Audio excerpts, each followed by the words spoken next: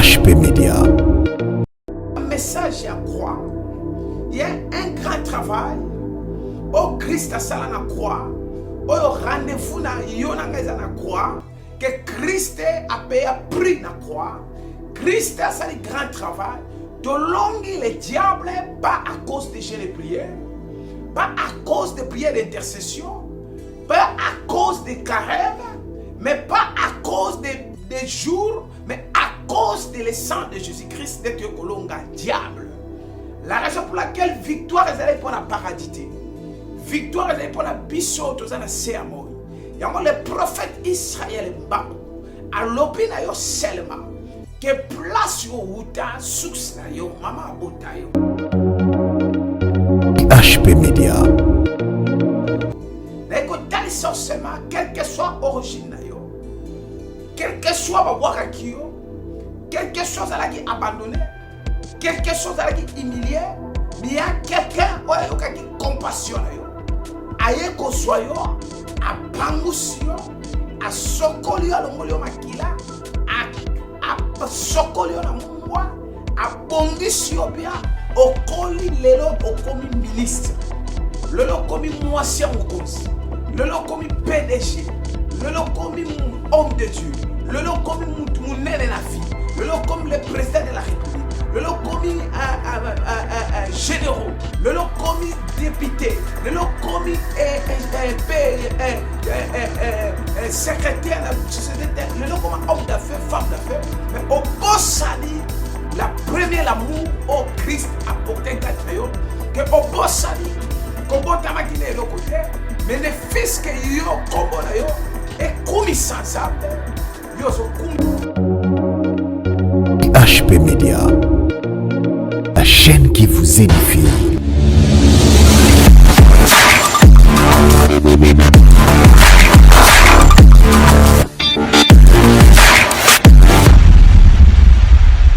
Bien-aimé dans le Seigneur, c'est le prophète Israël Mbambo. Léon a commis Nzambe bato HP Media ba kiti sur le terrain babito luka mosela Nzambe le prophète Israël Mbambo baza reconnaissant to pesimbo tina kolo chaîne le visionnaire couple na bazala béni to beau sanité tous les travailleurs na HP Media les collaborateurs nyos HP Media na tamamba brise place bozali to pesibino mbote nabino bien-aimé tozolo bela temoko o ila très capital ezana ngona lingala bisiko uta des importants. Jésus a tourné qui la famille Lazare boche wapi mais biso toyi bisoka yo uta wapi les places autoza pour le thème na biso to pambo l'émission éternel Dieu de grâce tike mission à la béni mutu nyoso la biso à la béni au nom de Jésus-Christ dans le amen.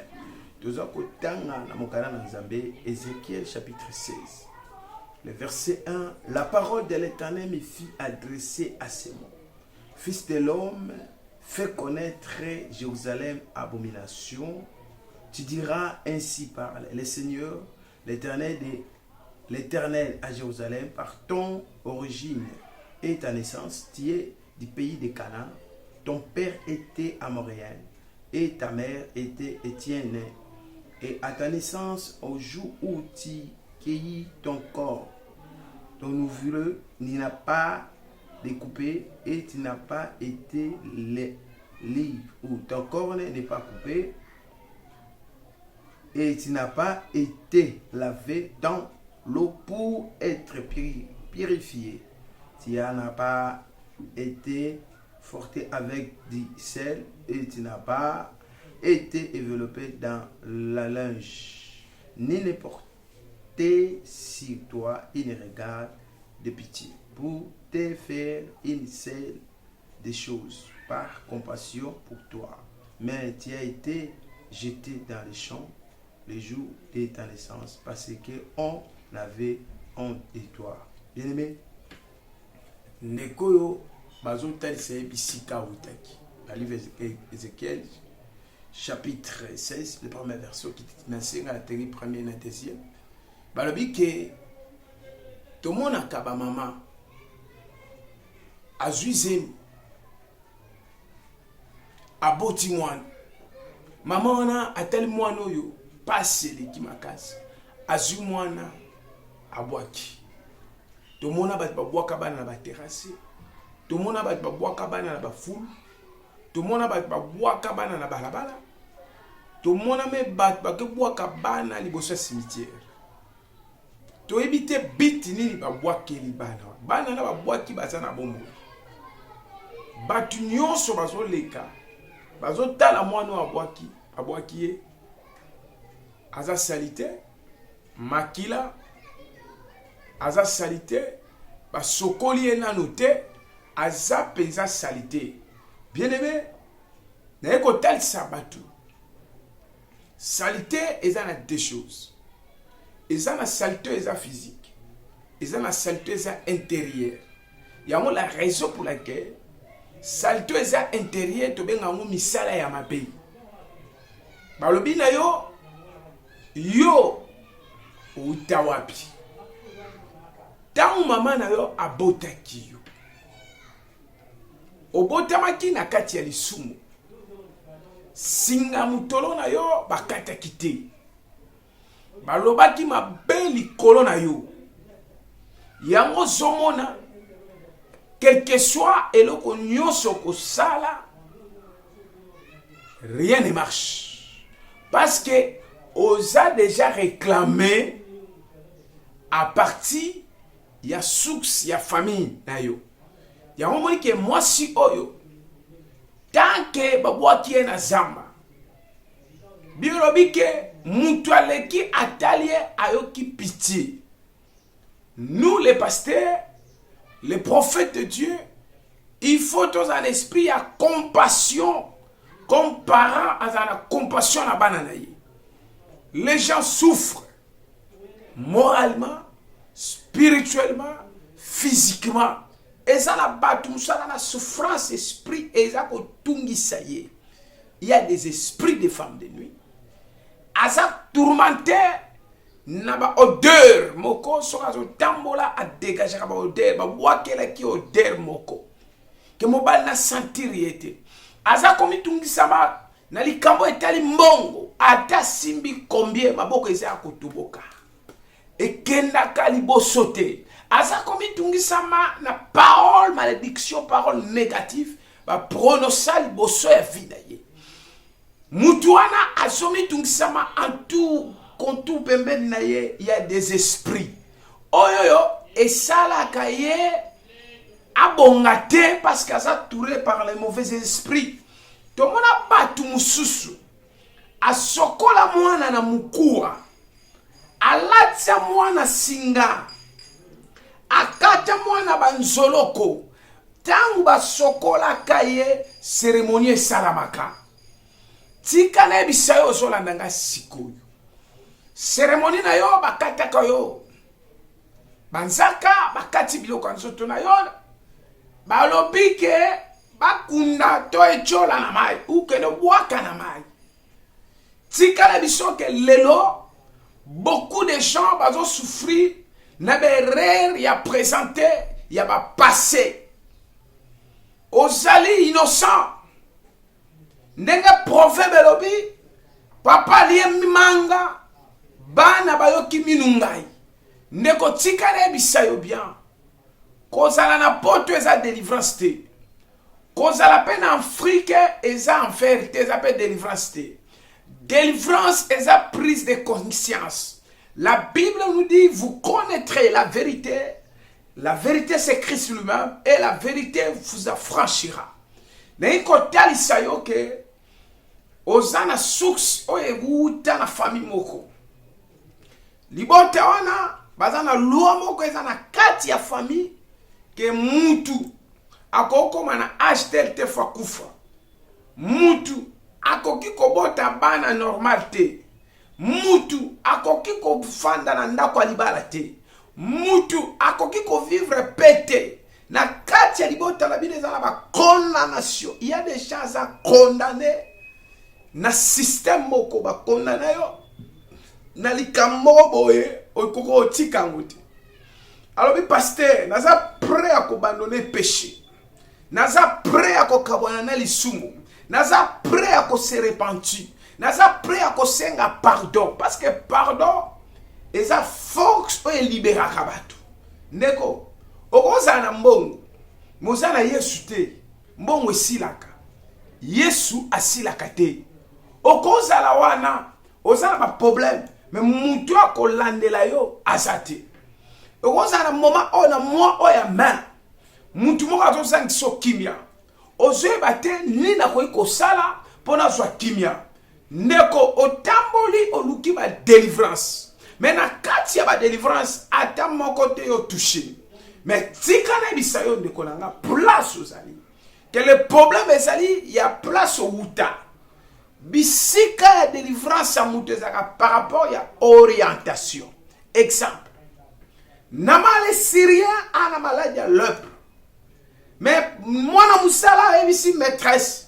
soki papa akutani na prophète nanga na Israël lèpre kosila naman akei koluka prophète na nzela orientation ya roi na ye abina tindi général naman obikise na lèpre roi suis lettre atenga binga za nzambete na obikisa mute et un travail na rete ce sont les travail des hommes de Dieu le prophète namboka na yoki sango ke roi katibinamba abitinda ya wakoba ke y a un Dieu en Israël namana tubelite namana quotidienne prière te namana Syrien bibelo bi seulement que prophète apesi orientation bois comme 7 fois na mal nako bois comme 7 fois lèpre kosila tango bois comme 7 fois lèpre sili ndeko et ça un message à croire il y a un grand travail au Christ à sala na croix au rendez-vous na yona ngeza na croix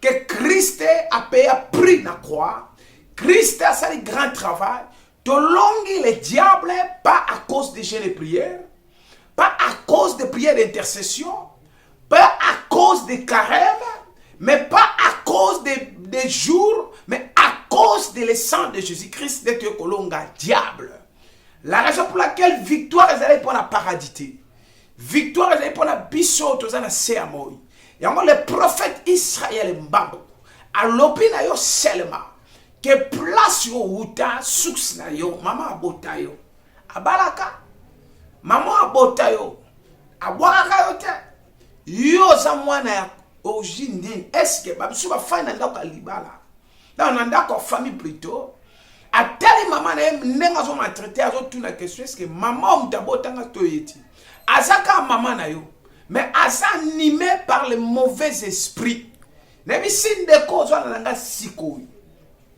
que la Bible nous dit que l'onction brise les jours. Moi je crois que banda yo okutana kina mwasi moko banda okutana kina mobali moko azalaki mbala batu azalaki mwasi ya batu esi babala ye na butu la raison pour laquelle bien aimé il y a des armes sorcelleries qui ont détruit ma vie à batu la sorcellerie c'est une sort sorcellerie est un mauvais sort au babouaki. Kindoki ouiti l'Égypte, Afrique, c'est ça on appelle la sorcellerie. Oh, ouiti en Afrique, l'Égypte, que ton monique, batebele ba obanga, ouiti pota obanga Kinshasa à cause d'ambassou. Aboui konyet ambassou, PC, ba mauvais sort ils ont bois comme anzela. Mais n'engem sa moutumoko, Proverbe 3, le verset 21 à 28 ans. Lorsque tu marches avec l'assurance, parce que la Bible nous dit dans 2 Corinthiens 5, verset 17, si quelqu'un est en Christ, elle est une nouvelle créature. Les choses anciennes sont passées, voici toutes choses sont devenues nouvelles. Moi, je crois que le temps est venu, il y a qu'à trouver les véritables délivrances. Il y a qu'à trouver le véritable Jésus-Christ, le Dieu de la Bible. Il a vaincu la mort. Le Dieu de la Bible, Jésus-Christ, il est au-dessus de tout le Dieu. La raison pour laquelle, mon frère, ma soeur, là où tu es, on a des missions, n'est que tel seulement, quelle que soit l'origine, quel que soit ma warakio, quelque chose à la qui abandonné, quelque chose à la qui humilié, mais il y a quelqu'un qui compassionne, aye ko soyo, a pangusio, a sokolio a longolio makila, a sokoli yo na mwa abongisi yo pia okoli lelo okomi ministre lelo komi mwasi ya mokonzi lelo komi PDG lelo komi homme de Dieu lelo komi mutu munene na vie lelo komi le président de la République lelo komi généraux lelo komi député lelo komi secrétaire de la société lelo komi homme d'affaires femme d'affaires mais au bossani la première l'amour au Christ apporté kat na yo que au bossani ko botama ki na lo côté mais ne fils que yo kombo na yo et komi ensemble yo zo komi cela c'est pas Elohim yo zo komi seulement le diable il y a raison pour laquelle ko bossana te la première commencement zambabisi David prophète El Saint David a bossana te zamba zo ke sima ba brebis azayi berger ya bapate ebe te akoma roi lelo batebele nzamba sali bango faveur et koza atambola kana pe na vie mabe mais nzamba sali ka grâce et koza la pa ya kana église mikolo belete mais nzamba sali ka grâce mais ngene bisayo bobi lokola nzamba sali yo grâce et sengeli aux la reconnaissant vers Dieu. Il y a aussi des gens ils prient beaucoup à enchaîner à ce mais les malheurs, les fléaux, ils ont continué à frapper. La raison pour laquelle la Bible nous dit malheur attend souvent le juste, mais l'Éternel te délivrera.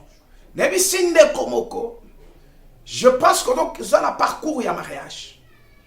Je pense qu'on a un parcours, il y a guérison, il y a finayo, parce que tu es malade. Je pense qu'on a un parcours, il y a fécondité. Parce que tu as un problème de grossesse. Je pense qu'on a un parcours, il y a bonne réputation. Je pense que tu as un parcours, il y a rangement, bon ranger, bon bongisa, bon son ensemble dans la famille. Mais dans tous les parcours, celui qui est le maître des parcours, c'est le Saint-Esprit. Yes. C'est le Saint-Esprit qui est au-dessus. La raison pour laquelle le prophète Israël Mbambo a lancé appel. Hier, tu as dit que commissionnaire, mais j'ai la foi. J'ai la foi avec mon Dieu parce que la Bible nous dit le juste vivra par sa foi. Et j'ai la foi. Par la foi, on a tout parcelle pour l'église de Dieu. Et on a coûté dans ma pompe 40 000 $, 50 000 $, 30 000 $, et 60 000 $, 100 000 $.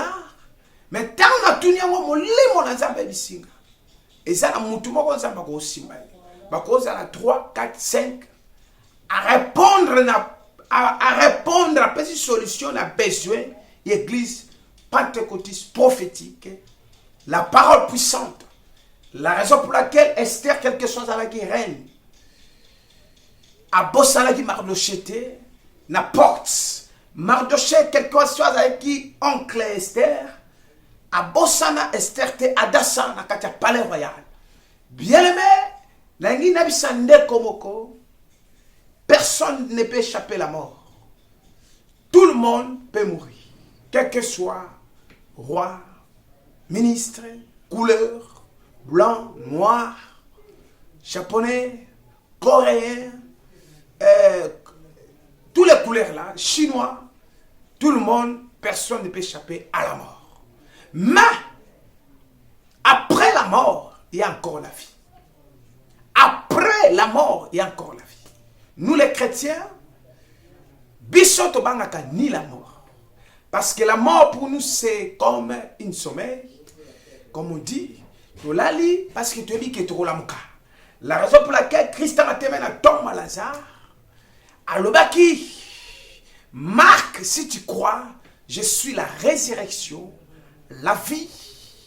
Et Marc a croit que Lazare aussi, qu'on a dernier jour, Jésus a parlé ni passé, ni avenir, abi présent maintenant, à Ghana, Lazare sort. Lazare abimana tombe. Mouton a prêché. Azaka la filme au batala kate ya Yesu. Voilà, il était là prêché. Mouton a prêché.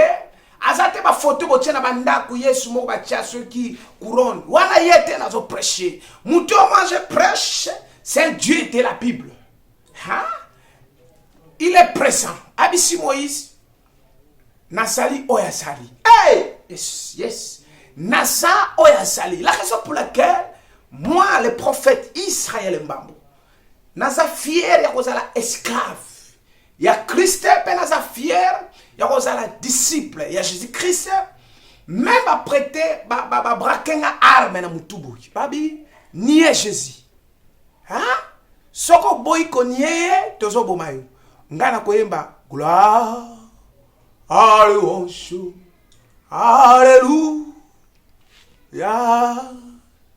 gloire alléluia alléluia tana sisi koyemba nabi non Jésus-Christ est mon sauveur. Jésus-Christ est ma vie. Je suis prêt de mourir avec Jésus-Christ. Parce que Tchénam a koufi avec Christ. Paul a koufi. La Bible nous dit, écoutez bien Dieu de la Bible. Il a dit quelque chose de bon ici. Il a dit ceci. Omitung samate, ponako somba, lopango, mituka, bilamba, kolia, avion, voyage, train, bateau. Omitung sama pona ngote, abi ce sont des païens. Neba mitung sama rapona ngo. Pona biso, la Bible nous dit, cherchez premièrement le royaume. C'est ça la vie. Le royaume, c'est lui-même Jésus-Christ de Nazareth. J'ai besoin de Christ. J'ai besoin de rencontrer Jésus-Christ Adonai. Le Dieu de la Bible. Jésus m'a béni. Il m'a béni déjà. Nazana posa ya l'autre côté à part Christ. Christ déjà a pessigé Dieu parce que la Bible dit or et l'argent. Et c'est Jésus-Christ. La raison pour laquelle nazo keno na sous émission ya koebisa mutu moko place au landinga que le Dieu que moi je prêche azalia on a benga ngo pistolet na ngai partout nyos pa kokuba alléluia alléluia répétez-vous le royaume des cieux approche. Jésus-Christ il est le même hier aujourd'hui éternellement. Il a dit dans la Bible, venez à moi, vous tous qui êtes fatigués, chargés, je vous donnerai du repos. Tant que mon pasteur senga pamba pamba, il ne croit pas en Jésus-Christ. Nous croyons en Christ. Pasteur, le temps est venu, comme la Bible nous dit, que Dieu de la Bible est présent. Le Dieu de la Bible est présent. Yom Touta qui n'a soux. Nathalie Siyok seulement pendant quelques minutes. Au lit trop na vie na yo. Le temps est venu, Christ a pangusio pinzoli. Yes. Banda mobile no kufa tika yo osa abandonné. Banda papa kufa boza bon félin, bon féline, boza abandonné. Mais n'engle bisue lo komoko.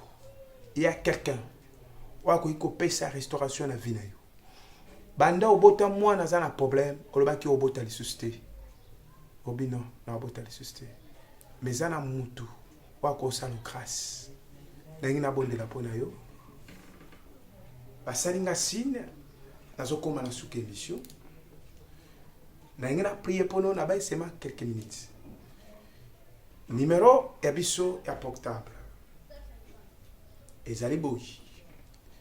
0 plus 243 plutôt, pas 0, plus 243, 90, 77, 87, 672, plus 243, 90, 77, 87, 672. N'a bon de la pona yo. Yo mutu ozo la ndinga siko. Nalingi osa nanga prière oyo. O répéter maloba oyo liboso nanga nazo yambisa o Yesu. Loba kolo Yesu. Nafongoli motema na ngai. Na ebengi yo. kota na motema na ngai. Na ndimi yo na motema na nga mobimba. Lokola mokonzi pe mobikisi na ngai.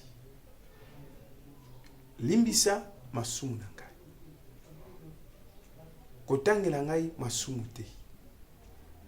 Lelo nazwi décision ya kotika mabe. Nazwi décision ya kokabwana na diable. Na invité au Jésus-Christ. Conduire ngai. Zala guide. Na ndimi yo na motema na nga mobimba. Zambe tata. Asepseki Yesu. Kati na bakufi. Ngai na biki. Nakoyo mwana nzambe. À partir de lelo, Jésus m'a changé ma vie. Maintenant, je suis enfant de Dieu. Je dois servir l'Éternel. Je dois marcher dans les craintes de Dieu. Saint-Esprit, aide-moi. Au nom de Jésus-Christ. Amen. Si vous gardez silence, je vais prier pour tout le monde maintenant. Père Céleste, au nom de Jésus-Christ de Nazareth, na déclaré miracle dans Zambie. Na déclaré vie et restauration dans peuple na yo. Na déclaré vie et croissance dans peuple na yo. Oh Dieu, zala pitié pour la libota aux Zambie d'Israël. Bazami sika ngape musika meyo Yesu za pembeni na biso. Tika opesa yano na ba problème na bato. Tika opesa réponse na ba problème na bato. Ezana mwasio bakate ki ba trompe. Abaki obota le susté.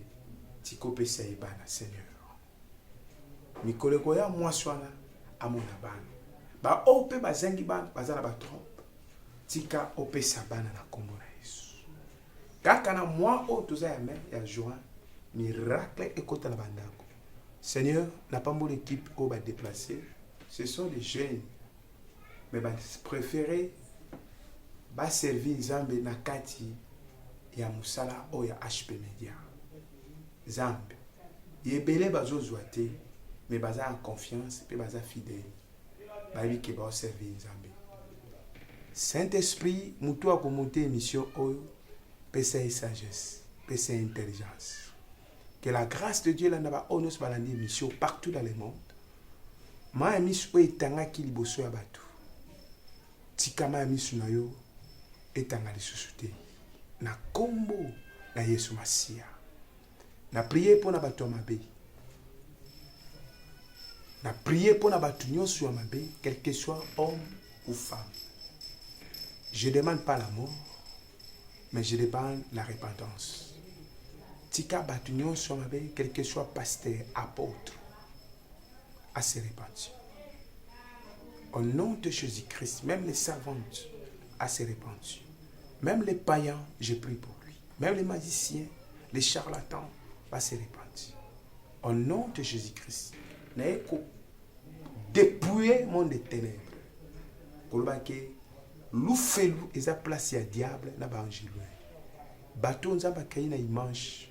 Bango baza na paradis na kombo na Yesu au nom de Jésus bao baza na ba koma tika Christa kota au nom de Jésus-Christ.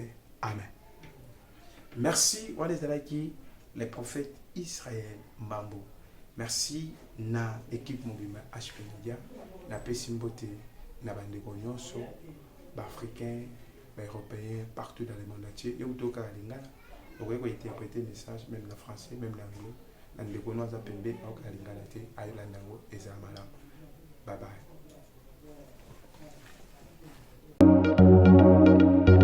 HP Media, la chaîne qui vous édifie.